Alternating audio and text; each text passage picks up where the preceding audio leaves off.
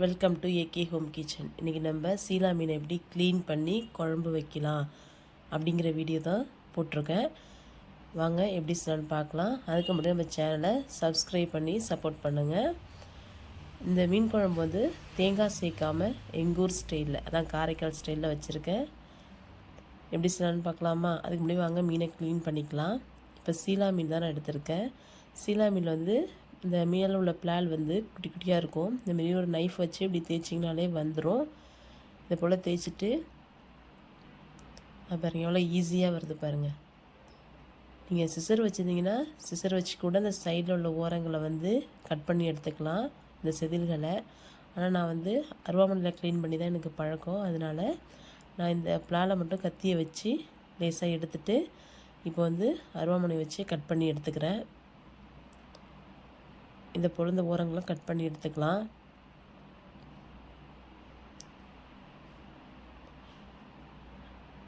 இப்போது வாலும் தலையும் கட் பண்ணிக்கலாம். தலையை கட் பண்ணக்குள்ளே கொஞ்சம் கிராஸாக கட் பண்ணிங்கன்னா தான் அந்த குடல்லாம் அழகாக வெளில எடுக்கலாம். எப்பவுமே மீன் அந்தமாரி லைட்டாக கிராஸாக கட் பண்ணிங்கன்னா உங்களுக்கு கொஞ்சம் ஈஸியாக இருக்கும். இதே கொஞ்சம் பெரிய மீனாக இருந்தால் நீங்கள் துண்டு போடணுன்னாலும் அழகாக அதை கட் பண்ணிக்கலாம். இதில் ஒரு முள் அப்படின்றதுனால ரொம்ப முள்ளும் இருக்காது. இப்போது தக்காளி வெங்காயம்லாம் அரிஞ்சு ரெடியாக கட் பண்ணி வச்சுருக்கேன். இப்போ மீனும் க்ளீன் பண்ணி வச்சாச்சு. இப்போ நான் எங்கள் வீட்டுக்கு தேவையான அளவுக்கு புளி ஊற வச்சுருக்கேன். இப்போ 2 பேர் அப்படின்னா ஒரு எலுமிச்சம்பழம் சைஸ் புளி போதும். ஏன்னா நம்ம அதுக்கேற்ற மாதிரி தக்காளி பழம் கரைக்க போகிறோம், அதனால தான். இப்போ புளியை நம்ம கரைச்சி எடுத்துக்கலாம்.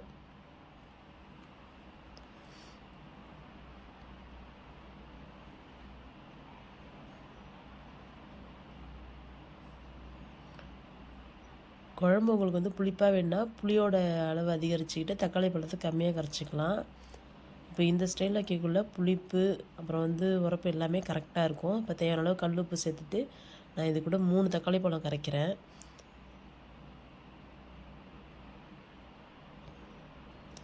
ஏன் தக்காளி பழம் நிறையா கரைக்கிறேன்னா, மீன் குழம்புக்கே வந்து தக்காளியும் புளியும் தான் டேஸ்ட் ரொம்ப சூப்பராக இருக்கும்.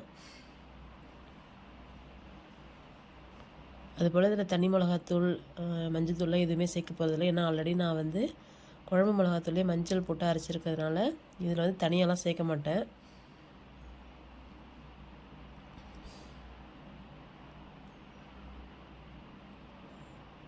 தக்காளி பழத்தை கரைச்சிட்டு இது கூட ஒரு 3 பச்சை மிளகா கீரி சேர்த்துக்கோங்க இதுலேயே. அது கூட நான் குழம்பு மிளகாத்தூள் ரெடி பண்ணி வச்சுருக்கிறதையும் சேர்த்துட்டு இப்போ அதை கரைச்சிக்கலாம். இப்போ நம்ம இந்த கரைக்கைக்குள்ளேயே இந்த மீன் குழம்புக்கு தேவையான டேஸ்ட் வந்து இதிலே வந்துடணும். அது போல் தான். இப்போ நீங்கள் உப்பு உரப்பு எல்லாம் இதிலே கரெக்டாக இருக்கான்னு பார்த்துக்க வேண்டியதுதான். இப்போ ஒரு மண் சட்டி எடுத்து ஹீட் பண்ணிக்கிறேன். அதில் வந்து கடலெண்ணெய் சேர்த்துக்கிறேன். சேர்த்துட்டு அதில் ஒரு ஸ்பூன் வெந்தயம் சேர்த்துக்கோங்க. நீங்கள் நல்லெண்ணெய் தளிச்சிங்கன்னா கூட குழம்பு நல்லா தான் இருக்கும். இப்போ வெந்தயம் வந்து ரொம்பவும் காந்திரக்கூடாது. அது வந்து கொஞ்சம் வெடிக்க ஆரம்பித்ததோட நம்ம சின்ன வெங்காயத்தை சேர்த்துட வேண்டியதான். ஒரு 200 கிராம் சின்ன வெங்காயம் சேர்த்துருக்கேன் 1/2 kg மீனுக்கு. 1/2 கிலோ சீலா மீன் தான் எடுத்திருக்கேன். இப்போ கருவேப்பிலை சேர்த்துக்கலாம். சேர்த்துட்டு இதை நல்லா வதக்கணும். சின்ன வெங்காயம் வந்து சுருண்டு வந்துடணும், அந்த அளவுக்கு வதக்கணும். அப்போ தான் குழம்பு டேஸ்ட்டு சூப்பராக இருக்கும். இது கூட ஒரு 10 பல் பூண்டு இடித்து சேர்த்துக்கோங்க. சேர்த்துட்டு நல்லா வதக்குங்க. வதக்குனதுக்கப்புறம் இந்தளவுக்கு பாருங்கள் நல்லா சுருண்டு வந்திருக்கு. இந்த ஸ்டேஜில் நம்ம கரைச்சி வச்சுருக்கிற குழம்பை இது கூட சேர்த்துக்கலாம். சேர்த்துட்டு இப்போ வந்து ஒரு மூடி போட்டு கொதிக்க வச்சிடலாம்.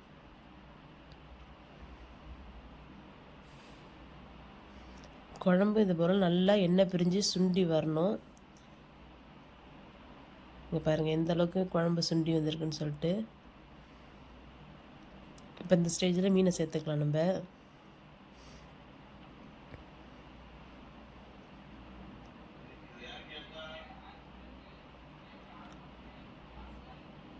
மீனை சேர்த்துட்டு குழம்ப வந்து கரண்டியை வச்சு தயவு செஞ்சு கிண்டாதீங்க. ஏன்னா மீன் வந்து கரைஞ்சிரும். அதனால தான். அதை போல் மீன் வந்து போட்டதோட மீன் கரையுதுன்னா ஆஃப் பண்ணிடாதீங்க. அந்த சட்டி சுட்டுக்கே வந்து மீன் வெந்துடும் அப்படின்லாம். மீனை நல்லா வேக விடுங்க. இதை போல் சட்டியை வந்து லைட்டாக ஷேக் பண்ணி விட்டிங்கன்னா பாருங்க மீன் அழகாக உள்ளே போய்டும் எல்லாமே. இப்போ நல்லா ஒரு மூடி போட்டு நல்லா கொதிக்க வைங்க. இந்த பாருங்கள் குழம்பு வந்து இந்த அளவுக்கு கொதிக்கணும். கொதி வந்ததோட அடுப்பை ஸ்லோ பண்ணி வச்சுட்டு மீனை கொதிக்க விடுங்க.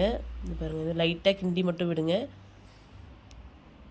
மீன் குழம்பு வைக்கக்குள்ள மீன் குழம்பு வந்து தண்ணி விடும். நம்ம மீன் போட்டதோடைய நம்ம எவ்வளோ தான் திக்காக கொதிக்க வச்சாலுமே.